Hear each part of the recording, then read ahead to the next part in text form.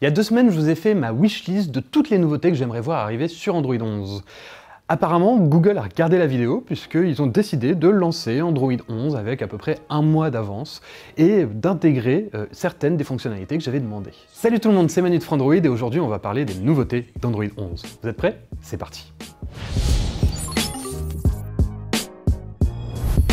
Alors déjà, mettons-nous d'accord, c'est pas vraiment Android 11 qui est arrivé, mais la Developer Preview d'Android 11, à savoir une version qui est pensée pour les développeurs, pour qu'ils puissent débugger leurs applications, etc., etc. Plus concrètement, qu'est-ce que ça veut dire? Eh bien, tout simplement que toutes les fonctionnalités qu'on aura dans Android 11 ne sont pas forcément tout de suite implémentées. Par contre, il y a quand même beaucoup de changements qui ont été apportés à Android 11 qui se verront pas forcément au premier coup d'œil, mais qui devraient notamment simplifier la vie aux développeurs et améliorer le système dans son état général. Parmi toutes ces nouvelles fonctionnalités, on peut citer en vrac une préparation à la 5G, à tout le streaming, notamment le cloud gaming, un meilleur support des écrans percés et des écrans qui sont borderless sur les côtés et surtout incurvés, une meilleure gestion du Wi-Fi, une intégration améliorée de la biométrie dans les applications, ça va être pas mal parce qu'en ce moment, pour tout ce qui est reconnaissance faciale dans les applications, c'est pas forcément au top, ou un système de stockage plus sûr, ou une accélération de tout ce qui concerne le machine learning. Mais tout ça, ce sont des modifications qui sont assez peu visibles, que vous n'allez pas voir directement quand vous allez installer Android 11 sur votre smartphone,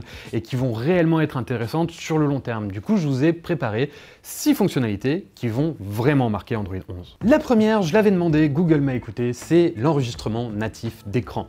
C'est tout bête, mais de nombreux constructeurs le font et Google ne le faisait pas encore. Maintenant, on a une petite tuile dans les paramètres rapides qui permet de lancer l'enregistrement vidéo de l'écran et ça marche très bien.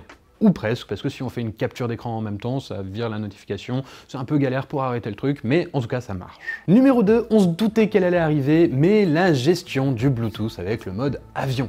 Enfin, si vous prenez souvent l'avion, vous savez que quand vous rentrez dans l'appareil et que vous vous posez, que vous commencez à scroller votre fil en écoutant votre musique ou votre podcast, à un moment, il y a quelqu'un qui vient vous tapoter sur l'épaule en vous disant qu'il faut éteindre votre smartphone. Alors du coup, vous le mettez en mode avion et comme vous avez un casque Bluetooth, évidemment, ça coupe votre musique. Et bien avec Android 11, maintenant, c'est réglé puisque quand on active le mode avion, ça ne coupe plus le Bluetooth. La troisième nouveauté, je l'avais également demandé dans ma précédente vidéo et j'ai été exaucé puisque maintenant on peut programmer le thème sombre. Avec Android 10, on a eu un thème sombre système. Avec Android 11, maintenant, on a un thème sombre système programmable. Ça veut dire tout simplement que vous pouvez décider d'activer ce thème sombre automatiquement, soit à des heures prédéfinies, que vous avez prédéfinies, ou alors à l'heure du coucher du soleil. La quatrième nouveauté que je trouve vraiment intéressante dans Android 11, c'est au niveau de la sécurité, puisqu'on a la possibilité de donner une permission unique à une application. Et par unique, j'entends à usage unique. C'est tout bête, c'est même déjà disponible sur iOS par exemple, mais ça permet de permettre à une application d'accéder à vos données de géolocalisation, ou au micro, à la caméra, etc. mais uniquement pour l'utilisation que vous en avez juste là, maintenant, et après, vous le refusez, comme ça au moins, si jamais elle en aura encore besoin, elle vous le redemande, mais là on verra, c'est autre chose.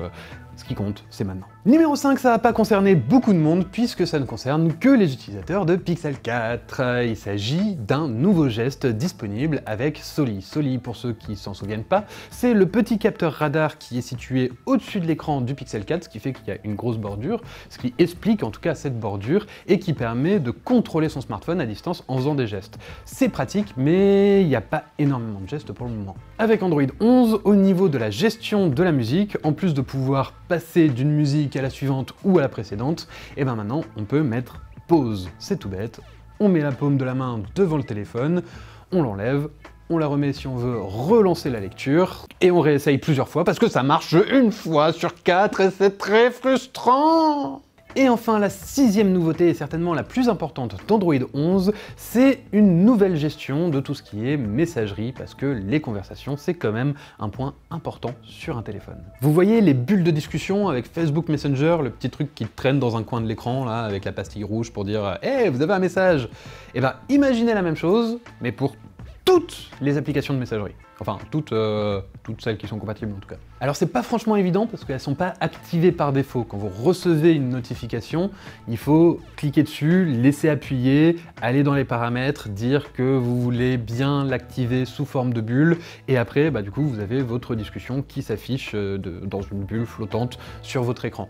Ça peut être super pratique, mais pour le moment, en tout cas, pour l'activer, c'est pas forcément évident, donc on espère quand même que Google fera des efforts à ce niveau-là. Voilà pour les 6 fonctionnalités qui comptent selon moi sur Android 11, mais on sait jamais, il pourrait y en avoir d'autres qui arriveront d'ici le 3e trimestre, date à laquelle on devrait commencer le déploiement d'Android 11, en tout cas sur les pixels, parce que pour les autres ça peut prendre 1 ou 2 ans de plus, hein.